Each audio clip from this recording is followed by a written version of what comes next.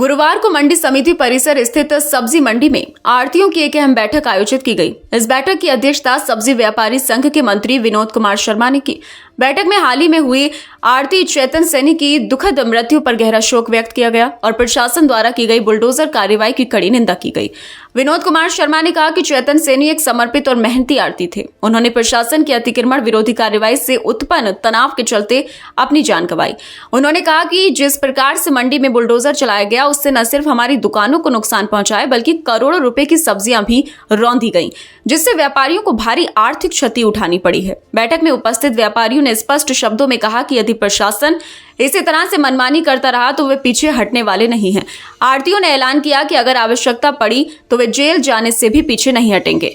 उन्होंने कहा कि हम कानूनी और शांतिपूर्ण तरीके से अपनी लड़ाई लड़ेंगे, लेकिन प्रशासन की तानाशाही स्वीकार नहीं की जाएगी।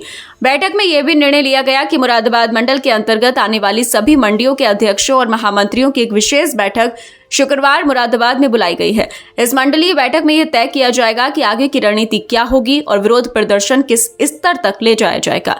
बैठक में दर्जनों आढ़ती मौजूद रहे, जिन्होंने एक स्वर में चेतन सैनी के परिवार को न्याय दिलाने और उनको नुकसान की भरपाई की मांग की है। साथ ही यह भी मांग उठाई गई है कि प्रशासन बुलडोजर कार्रवाई से पहले व्यापारियों को पर्याप्त समय और विकल्प दे, न कि सीधे उनकी रोजी रोटी पर चोट करे।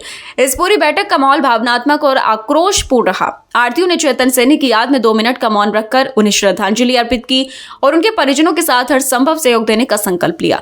व्यापारी संघ का कहना है कि यदि प्रशासन ने भविष्य में भी इसी प्रकार से कार्रवाई की तो आंदोलन की राह अपनाई जाएगी। मंडी के व्यापारियों की यह बैठक आने वाले समय में मुरादाबाद में व्यापारी एकता के रूप में एक बड़ा संदेश बन सकती है। हमारी मंडी में जो जिला प्रशासन द्वारा आनन फानन में हमारे व्यापारियों को 85 लाख रुपए करोड़ों में नुकसान दिया है, हमारे किसान भाइयों को, व्यापारी भाइयों को, हम जिला प्रशासन से पूछना चाहते हैं कि हम व्यापारियों की, हमारे किसान भाइयों की क्या गलती थी। जो आनन फानन हम जो कारोबार कर रहे थे, कारोबार करते समय जेसीबी लाकर, पुलिस फोर्स लाकर सपर जेसीबी चला दी, आलू के कट्टे, प्याज के कट्टे, हरी सब्जियाँ रखी हुई थी वो तक कुचल दी गई। तो वो किसान जो किसान मंडी में अपने उत्पाद लेकर आया था, जो व्यापारी और मंडियों से लेकर यहाँ आया था, उस किसान की, उस व्यापारी की क्या गलती थी? उसका माल को क्यों कुचला गया? उसको क्यों देखा नहीं गया? और जो ये हमें अवैध बताते हैं कि अवैध, हम अवैध की परिभाषा में ही नहीं आते, क्योंकि मंडी परिसर में हम कारोबार कर रहे हैं। मंडी समिति से हमें लाइसेंस मिला हुआ है थोक व्यापारी का। अगर हम मंडी परिसर से बाहर लाइसेंस लेकर कारोबार करते तो हम अवैध की श्रेणी में आते, लेकिन जब मंडी समिति ने हमें लाइसेंस दिया है मंडी परिसर में कारोबार करने के लिए, तो हम अवैध कहाँ से हो गए? लाइसेंस आपने इशू किए, व्यवस्था आपकी नहीं थी बिठाने की, ठीक है। जब आपकी व्यवस्था नहीं थी, आपने जैसा किया वैसे वैसे व्यापारी मंडी में कारोबार करते रहे 20-20, 25-25 सालों से, और आप उसका टैक्स हमसे वसूलते रहे। या तो हमसे उसका टैक्स वसूलते कि भाई आप अवैध, हम आपसे टैक्स नहीं वसूलेंगे, आप कारोबार मत कीजिए। हम 25-25-30 साल से यहाँ कारोबार कर रहे हैं, ठीक है। हमें अवैध बता दिया गया। और आनन फानन में जिस तरीके से परसों जो हुआ मंडी परिसर में, बहुत शर्मनाक घटना थी जिला प्रशासन की। आज हम सब व्यापारी बहुत रोष है, बहुत परेशान हैं। और यहाँ पर जो किसान प्रदेश की सबसे बड़ी गंदी मंडियों में से हमारी मंडी आती है, उसके बाद भी हम जितने हमारे आढ़ती भाई हैं क्षेत्रों में घूमते, किसानों के पास जाते हैं, उनसे रिक्वेस्ट करते हैं कि हमारी मंडी माल लेकर आइए, जबकि यहाँ सुविधाओं के नाम पर बिल्कुल जीरो है। किसान माल लेकर आता है, लेकिन आज स्थिति यह है कि किसान व्यापारी डरा हुआ है यहाँ मंडी में आने के लिए, ग्राहक डरा हुआ है मंडी में आने के लिए कि पता नहीं कब कौन सी कार्रवाई हो जाए। यहाँ से कारोबार हमारा खत्म होता जा रहा है, बिल्कुल मंडी ठप हो चुकी है। सफाई के मामले में, पानी पीने के मामले में यहाँ मंडी परिसर की कोई व्यवस्था नहीं है।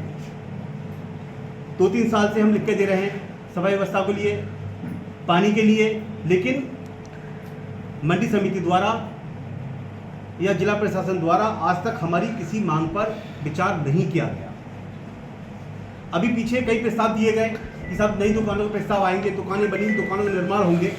लगभग 23-24 प्रस्ताव इस मंडी से चले जा चुके हैं, जिसमें जिलाधिकारी महोदय द्वारा भी हस्तक्षेप किया गया है, और जितने भी प्रस्ताव गए हैं उस पर भी जिलाधिकारी महोदय ने भी डायरेक्टर लखनऊ को भी लिखा है, लेकिन आज तक उन प्रस्तावों पर भी कोई मोहर नहीं लगी है। मंडी खुलेगी, लेकिन कल हमारी मंडल स्तर की बैठक है और इसमें जो है जितने भी मंडियों के ऊपर, जो रामपुर मंडी है, अमरोहा मंडी है, जितनी भी मंडियां हैं, उनके अध्यक्ष महामंत्री कल आ रहे हैं। कल एक हम बैठक करेंगे, आपको वक्त कर दिया जाएगा, बैठक का समय दे दिया जाएगा और कल हम ये निर्णय लेंगे उन सब अध्यक्ष महामंत्रियों के साथ बैठक करके कि हम अपना शोषण नहीं होने देंगे, अपने किसान भाइयों को, अपने व्यापारियों को शोषण नहीं होने देंगे किसी भी हाल में, कि जब मन किया जेसीबी लेकर आगे, फोर्स लेकर आए और आपने जो मंडी तहस कर दी, हमें व्यापारी बर्दाश्त अब नहीं करेगा, क्योंकि 2 महीने पहले मंडी में तांडव हुआ, अब ये तांडव हुआ, अब हम तांडव मंडी बर्दाश्त नहीं करेंगे बिल्कुल।